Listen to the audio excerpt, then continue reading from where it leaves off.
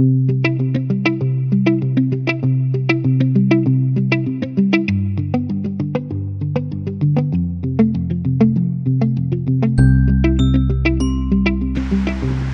la phase de suivi et de contrôle est un prolongement de ce que vous faites dans la coordination et la supervision du projet.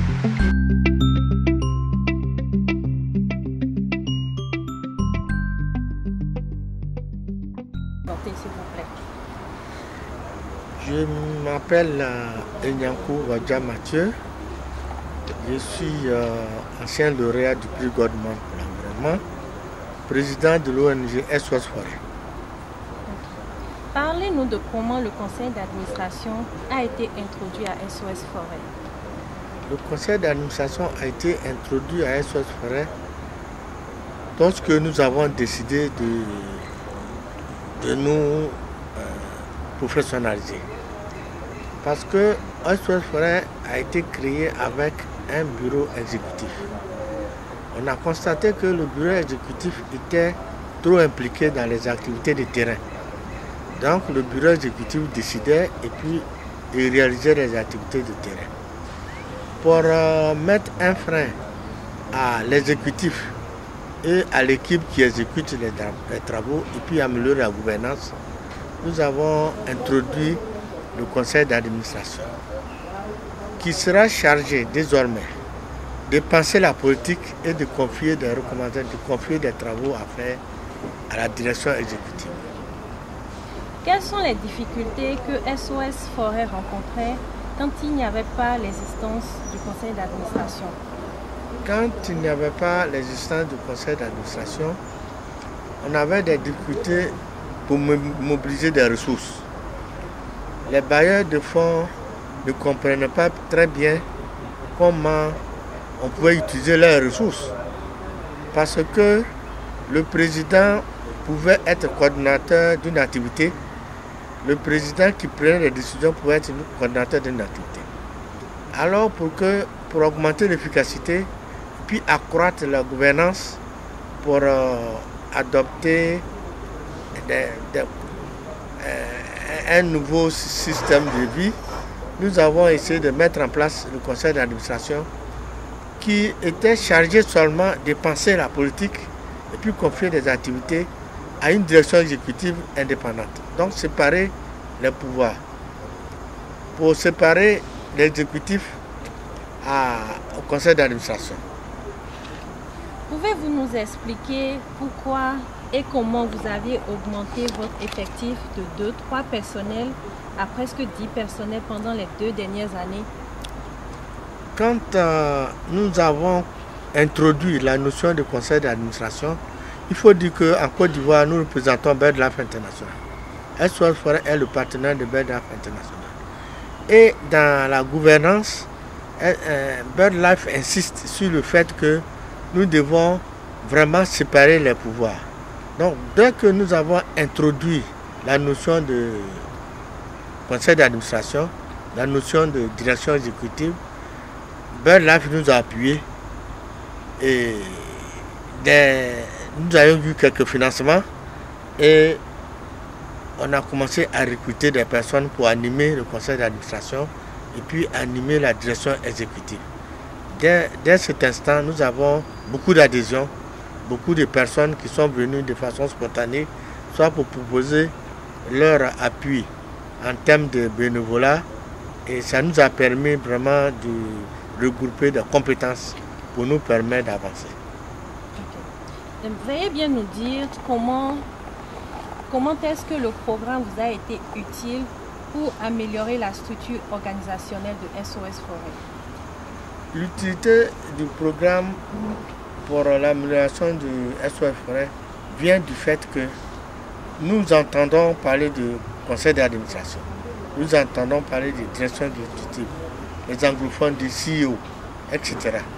Mais le programme, dans sa formation, nous a montré comment un conseil d'administration devait fonctionner. Les tests à modifier au niveau des statuts, au niveau des règlements intérieurs, pour séparer véritablement les pouvoirs. Parce qu'un conseil d'administration doit avoir un pouvoir qui est très distinct de la direction exécutive. Et le programme nous a permis de comprendre le fonctionnement d'un conseil d'administration, d'une direction exécutive. Cela nous a permis de rentrer vraiment dans la stratégie de BirdLife, à savoir créer une gouvernance acceptée par tous, une gouvernance qui pouvait nous permettre d'évoluer. Donc le programme dirigé par WACSI nous a apporté beaucoup de capacités dans notre façon de voir, dans notre façon de faire. Il faut que le conseil d'administration soit vraiment libéré et jouer un rôle de superviseur, un rôle d'orientation, un rôle de politique générale. Merci beaucoup. Pour ajouter à cela, comment est-ce que ce programme a impacté le processus de mobilisation des ressources de SOS Forêt?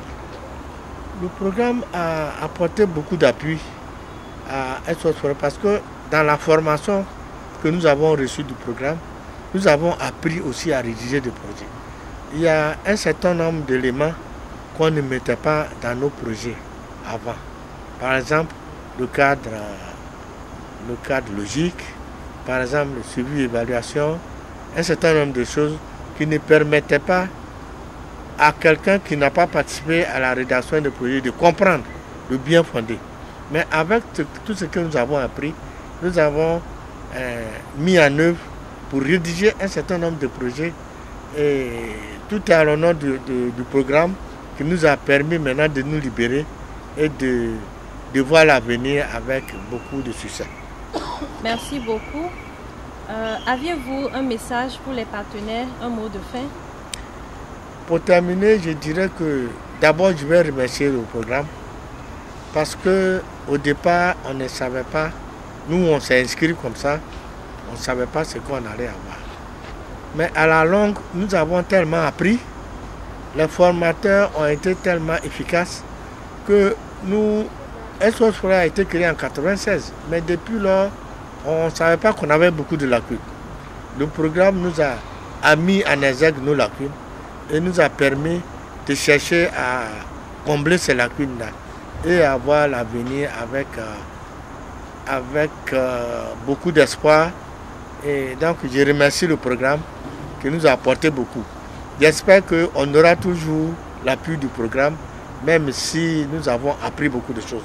Beaucoup reste encore à apprendre et je compte beaucoup sur le programme pour pas que le programme nous laisse tomber, pour qu'on soit vraiment performant au niveau national et au niveau international.